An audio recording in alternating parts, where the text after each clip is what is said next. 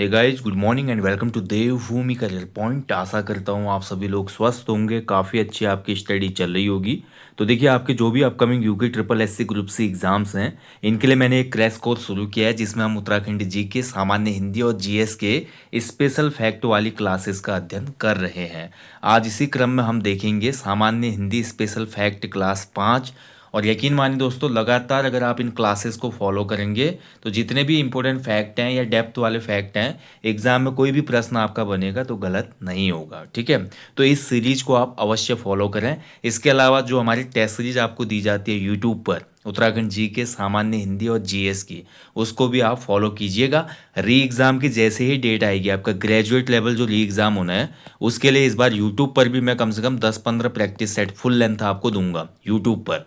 बाकी हमारी paid test series तो एप्लीकेशन पे चली रही है जिसका नाम है 50+ evergreen UK triple S C group C papers, full length papers. And दोनों भाषाओं में वो पेपर आपके लिए अवेलेबल है, बाइलिंगुअल है। आप लोग अवश्य लगाएंगे। यूके ट्रिपल एस सी के लेटेस्ट पैटर्न पर और सिलेबस पर आधारित ये सभी टेस्ट हैं। बाकी देखिए, स्पेसिफिक 10 या 12 टेस्ट और आएंगे ग्रेजुएट लेवल एग्जाम के लिए जो एप्लीकेशन स्टोर पे आएंगे पेड वाले। बट फ्री वाले टेस्ट सीरीज भी मैं इस बार आपको यूट्यूब पर दूंगा, आप लोग वेट कीजिएगा। और जितना ज़्यादा आप फुल लेंथ प्रैक्टिस सेट लगाएंगे वन डे एग्जाम के लिए, PYQ full length practice set और अपने जितने भी शॉर्ट नोट्स बनाए उनका रिवीजन अगर आप लगातार करेंगे तो कोई भी वन डे एग्जाम ऐसा नहीं होगा जिसको आप क्रैक नहीं कर सकते। ठीक है, हर मेरिट में आपका नाम आएगा। बस इस साइकिल को आपने कंटिन्यू रखना है। तो चलिए आज देखेंगे सामान्य हिंदी स्पेशल फैक्ट क्लास 5 में जो हमारे कुमाऊं गढ़वाल में पारंपरिक वाद्य यंत्रों का प्रयोग होता है, उनके कुमाऊनी और गढ़वाली में क्या नाम होते हैं वो आप जानेंगे। ठीक है, आप सभी को पता है, मैंने ये टॉपिक आपको करवाया है पहले कि उत्तराखंड के जो पारंपरिक वाद्य यंत्र हैं, तो कौन सा वाद्य यंत्र किस स्पेशल ओकेजन पे बजाया जाता है, क्या उसकी स्पेशलिटी है, सभी बातें हमने पहले पूर्व में डिस्कस की हैं। उत्तराखंड के वाद्य यंत्र आप सर्च करेंगे तो आपको वीडियो मिल जाएगा। और उत्तराखंडी जी के रिवीजन महाकुंभ क्लासेस में भी मैंने आपको ये दिया था। तो चलिए आज देखेंगे जो भी हमारे राज्य के पारंपरिक वाद्य यंत्र हैं उनके कुमाऊनी में और गढ़वाली में क्या नाम है। उसके अलावा जैसे ही ये सेशन लास्ट में पहुंचेगा तो वहां पर आपको कुछ स्पेसिफिक वाद्य यंत्रों से जुड़े महत्वपूर्ण फैक्ट भी कराए जाएंगे, तो पूरा वीडियो अवश्य देखना है। ठीक है, तो चलिए शुरुआत करते हैं। सबसे पहले देखते हैं ढोल। तो आप सभी को पता है ढोल कितना महत्वपूर्ण एक वाद्य यंत्र है हमारे उत्तराखंड का। ठीक है, और ढोल के साथ जो हमारा इसका साथ देता है उसको कहा जाता है दमाऊं। ढोल के साथ हमारा एक छोटा ढोल होता है जिसको दमाऊं कहा जाता है। ठीक है, इसका साथी है ये। तो ढोल को जो हमारा कुमाऊनी में अगर मैं बात करूँ तो कुमाऊनी में ढोल को ढोल ही कहा जाता है। ठीक है, कुमाऊनी में ढोल को ढोल कहा जाता है। और वहीं गढ़वाली में बात करें तो गढ़वाली में भी इसके लिए सेम नाम प्रयोग किया जाता है। ठीक है, लेकिन आप सभी को याद रखना है ढोल के साथ दोनों ही जगह पर हमारे पर्वतीय अंचलों में दमाऊ नामक वाद्य यंत्र भी बजाया बजाया जाता है। ढोल की आवाज़ थोड़ा आप सुनेंगे ना, जब भी आपने ढोल दमाऊ सुना होगा तो दमाऊ का जो तारत्य होता है थोड़ा कम होता है, पतली आवाज़ होती है।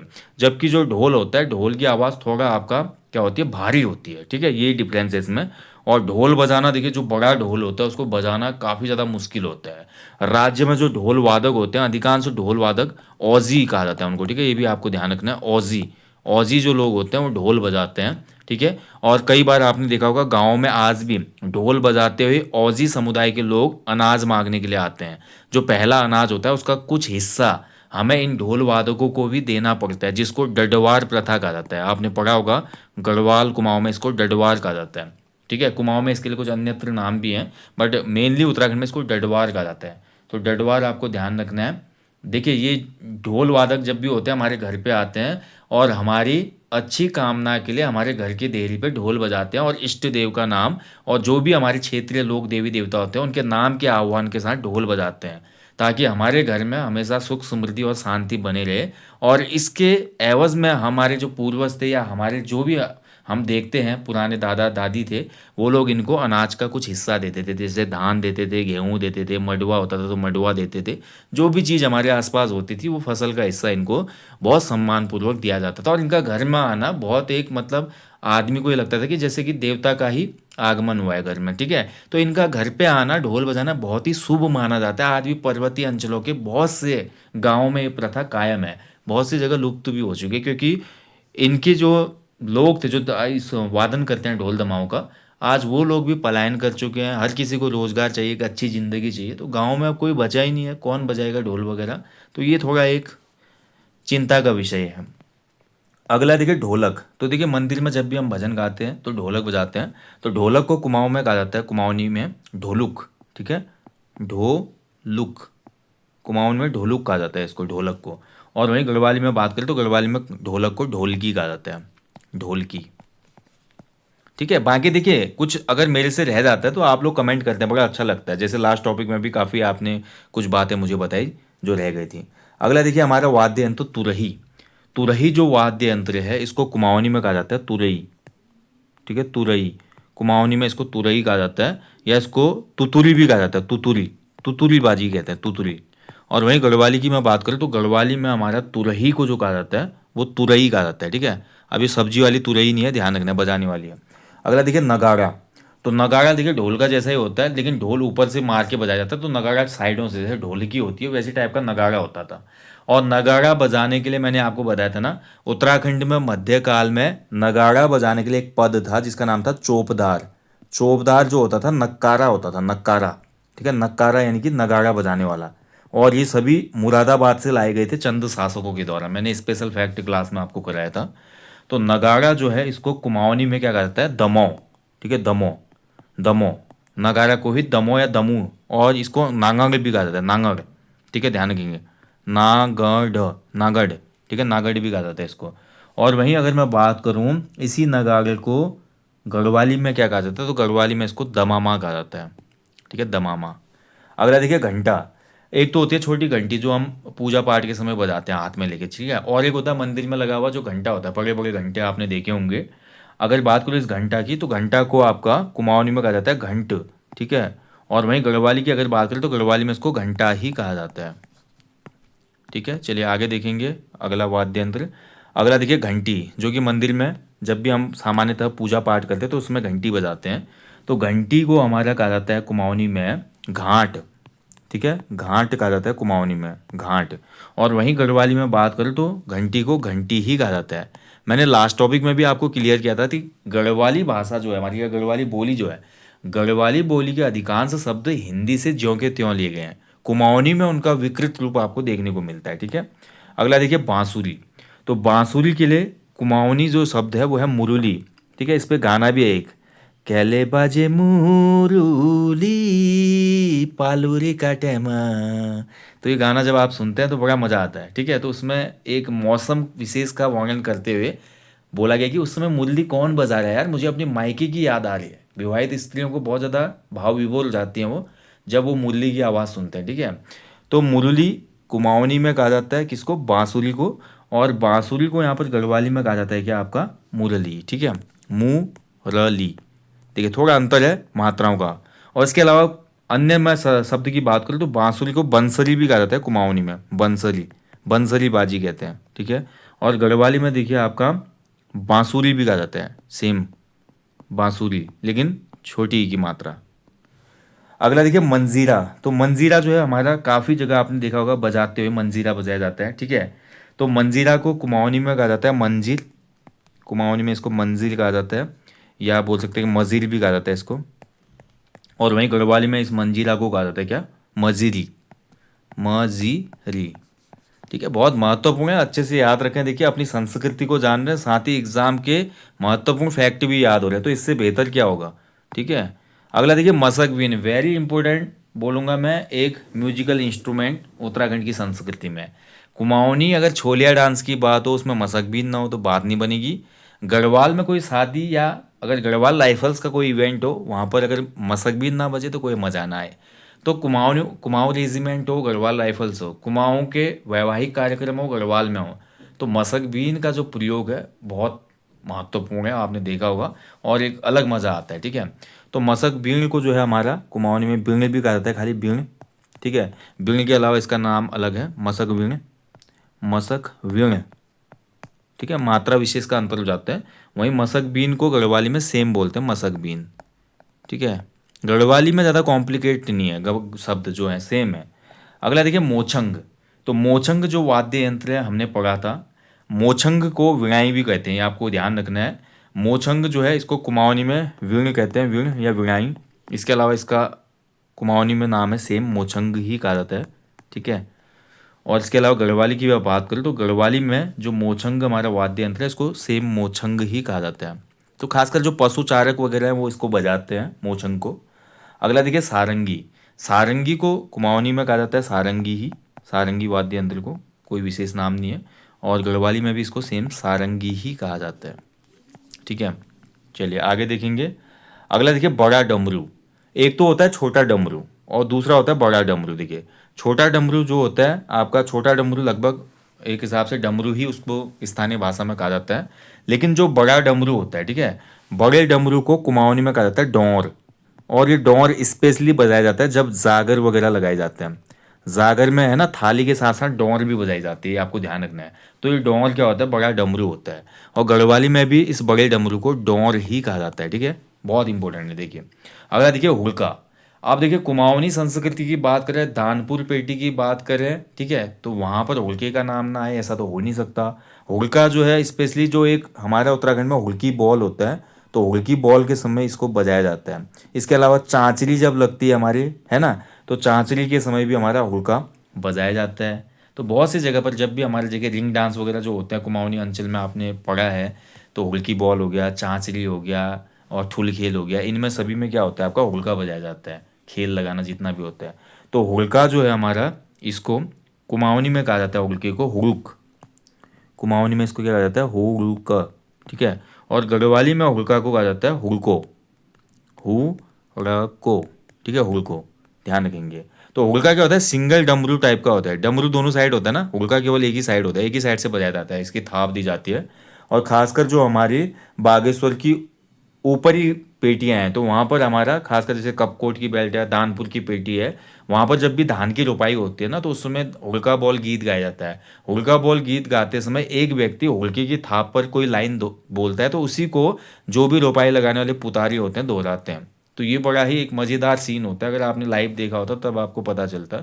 और यूट्यूब पर वीडियो सर्च करके देखिएगा हुड़की बॉल कैसे होता है खेतों में, बड़ा ही उसमें लाइन बोली जाते हैं, ठीक है। तो जैसे तिल है धारू बोला, तो ऐसे कुछ भी लाइन बोली जा रही है तो उसको फिर कंटिन्यू करते हैं जो भी लोग खेती कर रहे हैं वहाँ पे। अब इसका कॉन्सेप्ट क्या है देखिए, समझिए। पुराने बुजुर्गों ने ये इसलिए शुरू किया था क्योंकि देखिए जो धान की खेती होती है, बहुत ध्यान से समझिएगा बारीकी से, धान की खेती हमेशा कब होती है, जब हमारा वर्षा ऋतु का समय होता है। अब वर्षा ऋतु में बारिश हो जाए, बादल आए तो ठीक है, अगर बारिश बादल ना हो तो देखिए कितनी गर्मी होती है उसमें, क्योंकि ग्रीष्म काल के बाद ही वर्षा ऋतु शुरू होती है, टेम्परेचर हाई होता है। अब हाई टेम्परेचर में कोई लगातार खेत में काम करेगा तो उसको, उसकी बॉडी थक जाएगी ना भाई, एग्जॉस्ट हो जाएगी उसकी एनर्जी। तो भाई उसकी एनर्जी को कंटिन्यू बनाने के लिए और उसका माइंड डाइवर्ट करने के लिए, ताकि थकान की तरफ उसका ध्यान न जाए और वो काम पर ही फोकस्ड रहे, तो अगर वो गाना गाते हुए आगे बढ़ेगा तो काम पे ध्यान लगे रहेगा, तो अपनी थकान को वो भूल जाएगा। तो इतना अच्छा कॉन्सेप्ट हमारे, मतलब इतनी प्राचीन विरासत हमारे पास है उत्तराखंड में, देख सकते हैं, ठीक है। अगला देखिए सहनाई। तो सहनाई जो है इसको हमारा कुमाऊनी में कहा जाता है शहनाई, ठीक है, शहनाई। शहनाई के अलावा कुमाऊनी में इसका अन्य नाम है सहनाई, सहनाई। और गढ़वाली में जो है सहनाई को कहा जाता है आपका शहनाई, ठीक है। गढ़वाली में शहनाई को कहा जाता है। शहनाई आपने देखा हो ना, बिस्मिल्लाह खां जो हमारे प्रसिद्ध शहनाई वादक थे, तो शहनाई जो होती है आपकी एक लंबा सा इंस्ट्रूमेंट होता है आगे से, ठीक है, लगभग मुरली जैसे हमारी बांसुरी होती है उसी टाइप का होता है, लेकिन कुछ अलग टाइप का उसका आकार होता है और बहुत एक मधुर ध्वनि उत्पन्न होते हैं शहनाई से, ठीक है। अगला देखिए अलगोजा। तो अलगोजा जो वाद्य यंत्र है, देखिए अलगोजा, तो अलगोजा को हमारा कहा जाता है बिणाई, ठीक है, बिणाई भी कहा जाता है इसको, अलगोजा को बिणे कुमाऊनी में। इसके अलावा अलगोज भी कहते हैं इसको, अलगोज, जोया मुरली, ठीक है, ये भी पशुचारक वगैरह बजाते हैं। और गढ़वाली में जो अलगोजा है इसको सेम कहा जाता है अलगोजा ही, अलगोजा, ठीक है। चलिए, तो ये तो हो गए हमारे उत्तराखंड के जो पारंपरिक वाद्य यंत्र हैं, इनको कुमाऊनी गढ़वाली में किस नाम से संबोधित किया जाता है। अब देखेंगे कुछ महत्वपूर्ण फैक्ट, ठीक है। सबसे पहले देखिए मसक बीन के बारे में जान लीजिए। मसक बीन जो है, मसक बीन का जो नाम है भैया, देखिए आपका मसक बीन का नाम है बैग पाइपर, इसको कहा जाता है बैग पाइपर, ठीक है। एक बैग होता है और बैग में बहुत सी पाइपें लगी होती है, 4-5 पाइप लगी होती है। तो मसक बीन आपने सुना होगा, चैनल पे वीडियो भी हमारे देख लीजिएगा आप, कैसा होता है बैग पाइपर, आप देख लेना। तो मसक बीन वाद्य यंत्र की उत्पत्ति स्कॉटलैंड से हुई। तो जो हमारा स्कॉटलैंड है, यूनाइटेड किंगडम में स्कॉटलैंड भी आता है, तो स्कॉटलैंड से इसकी उत्पत्ति मानी जाती है, वहाँ के लोग इसको बजाते थे। जब हमारा फर्स्ट वर्ल्ड वॉर हुआ तो हमारा जो भी गढ़वाली सैनिक थे, ठीक है, गढ़वाली और जो कुमाऊनी सैनिक थे, वो फर्स्ट वर्ल्ड वॉर में गए देश से बाहर, तो उस समय ब्रिटेन वगैरह जाने का भी मौका मिला उनको, ब्रिटेन के सैनिक भी इनके साथ आ गए होंगे, तो सब मिलजुल के जा रहे थे सेना में, और उस समय सेना में इस स्कॉटिश वाद्य यंत्र का प्रचलन था। तो वहाँ पर कुमाऊनी और गढ़वाली सैनिकों ने इसको सीखा, और कुछ सैनिक अपने साथ इस वाद्य यंत्र को लेकर हमारे उत्तराखंड की धरती में आए, और वापस आकर इसको लोकल जो भी मैरिज होने लगी, शादी ब्याह होने लगे, और उसमें इसका इस्तेमाल करने लगे। ठीक है, ध्यान रखेंगे, शादी ब्याह हो गए और यहाँ पर इनका इस्तेमाल शुरू करने लगा, और उसके बाद ये उत्तराखंड की संस्कृति का हिस्सा बन गया। तो ये बैग पाइपर की हिस्ट्री है। ठीक है, शादी ब्याह के साथ साथ यहाँ पर हमारा जो भी हमारे अन्य कार्यक्रम होते थे, लाइक जो उत्सव वगैरह होते थे, वहाँ पर इसका प्रयोग होता था। तो धीरे धीरे उत्तराखंड की संस्कृति में बैठ गया। ठीक है, उसके बाद आपने देखा होगा गढ़वाल राइफल्स हो या कुमाऊं रेजिमेंट हो, वहाँ पर भी हमारा बैग पाइपर बहुत महत्वपूर्ण एक इंस्ट्रूमेंट है। उनके जो भी म्यूजिकल इवेंट होते हैं वहाँ पर इसको हमेशा देखा जाता है। अगला देखिए रणसिंगा। तो रणसिंगा ऊपर आया नहीं, इसको रणसिंगा ही कहा जाता है कुमाऊनी गढ़वाली में। रणसिंगा जो वाद्य यंत्र है, जब भी हमारा मध्यकाल में या प्राचीन उत्तराखंड में युद्ध होने का जब भी संभावना होती थी, तो युद्ध के अवसर पर सूचना देने के लिए, मान लीजिए देखिए कुमाऊं के राजा ने अगर गढ़वाल पर अटैक कर दिया, तो गढ़वाल के जो लोग हैं वो रणसिंगा बजा के आसपास के लोगों को सचेत करते होंगे भैया कि अटैक हो चुका है।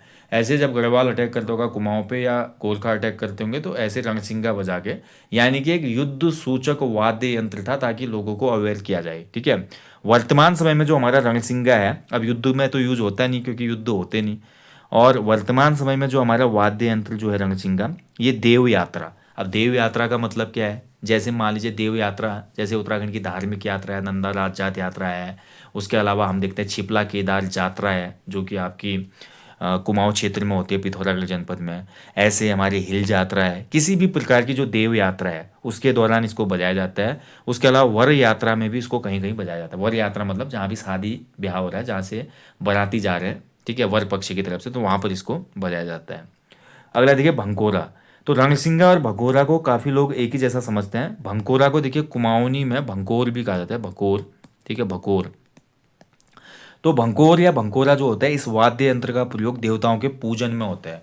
तो देवताओं की जब भी पूजा होती है तो उस समय ढोल की तालें बजाई जाती है, नौबत या धुयाल ताल। अब नौबत ताल क्या होते हैं, धुयाल क्या होती है, मैंने इस पर भी एक शॉर्ट वीडियो दी है, आप सर्च कर सकते हैं। तो देवताओं के आह्वान के लिए उत्तराखंड में ढोल की ये तालें बजाई जाती हैं। तो जैसे ही ये ढोल की तालें बजती है तो उसमें भंकोरा भी बजाया जाता है। ठीक है, ताकि देवता जिस पे अवतरित होना होता है वो जल्दी हो सके, और देवताओं का आह्वान किया जाता है इस वाद्य यंत्र से। ठीक है, ये इसकी स्पेशलिटी है, और वर्तमान समय में इसी में ये प्रयोग होता है। तो भंकोर या रणसिंगा को एक ही वाद्य यंत्र ना समझे आप, दोनों का अलग अलग उपयोग था। आयोग इसी हिसाब से आजकल क्वेश्चन भी बना रहे हैं। अगर देखिए मोछंग जो है, देखिए आपका मोछंग का नाम ही मिगाई है। ठीक है, मिगाई जो है आपका छोटा सा वाद्य यंत्र, मुंह में दबा के बजाया जाता है, इसको मोछंग या मुहचंग भी कहते हैं इसको, मुहचंग या चंग। ठीक है, मुंह से बजाया जाता है ना ये, तो मुखचंग भी कहते हैं इसको, मुहचंग नहीं, माफ कीजिएगा, इसका अन्य नाम है मुखचंग। मुखचंग क्योंकि मुंह से बजाया जा रहा है ना। उत्तराखंड के ढोल सागर का सम्राट उत्तम दास को कहा जाता है। देखिए ये भी महत्वपूर्ण फैक्ट है। देखिए ढोल सम्राट जो है उत्तराखंड में उत्तम दास कहलाते हैं। उत्तम दास जी को ढोल का जो है, जितने भी ढोल की विधाएं हैं या ढोल के जो ताले होते हैं उनका बहुत विशिष्ट ज्ञान है, तो इसीलिए उत्तराखंड के ढोल सागर का सम्राट उत्तम दास जी को कहा जाता है। अलगोजा जो है भैया, इसको जोया मुरली भी कहा जाता है। जोया मुरली मतलब ट्विंस फ्लूट। ठीक है, ट्विंस फ्लूट मतलब बांसुरी। अब देखिए जो अलगोजा जो होता है ना, इसमें दो बांसुरियां आपस में जुड़ी होती हैं, सिंगल बांसुरी नहीं होती है, दो बांसुरियां इसमें आपस में जुड़ी होती हैं, और बड़ा ही मधुर स्वर निकलता है। और अलगोजा जो है पशु चारकों का एक प्रमुख वाद्य यंत्र होता है, ध्यान रखेंगे। तो ये ट्विंस मूल्य है, जिसको जोया का मतलब देखिए, अब ये जोया बोलते हैं, जोया बच्चे हुए हैं, जोया का मतलब होता है जुड़वा। ठीक है, स्थानीय भाषा में जुड़वा के लिए जोया शब्द प्रयोग होता है, तो इसलिए इसको जोया मूल्य कहा जाता है।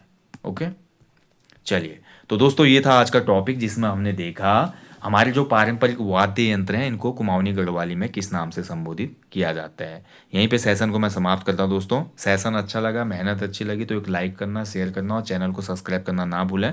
बाकी जल्दी मिलेंगे आपको नेक्स्ट सेशन में। हमेशा की तरह बोलूँगा अपने जीवन में एक पेड़ अवश्य लगाएं और लोगों को भी इसके लिए अवेयर करें, ठीक है। बाकी जिसको भी पेड टेस्ट सीरीज लेनी है उसका लिंक वीडियो के डिस्क्रिप्शन बॉक्स में दिया गया है। 50+ evergreen group C practice set अवश्य लीजिएगा। 1 साल की पूरी वैलिडिटी है और बहुत नॉमिनल प्राइस में है, ठीक है। और 50 पूरे फुल लेंथ प्रैक्टिस के साथ साथ इसमें आपको 20 टॉपिक वाइज टेस्ट मिल रहे हैं, साथ ही हर मंथ के करंट अफेयर्स के टेस्ट मिल रहे हैं। तो बहुत ही आपके लिए मैं बोलूँगा कि ये एक बेनिफिशियल टेस्ट सीरीज है, ठीक है, और इसका पूरा लाभ आपको मिलेगा।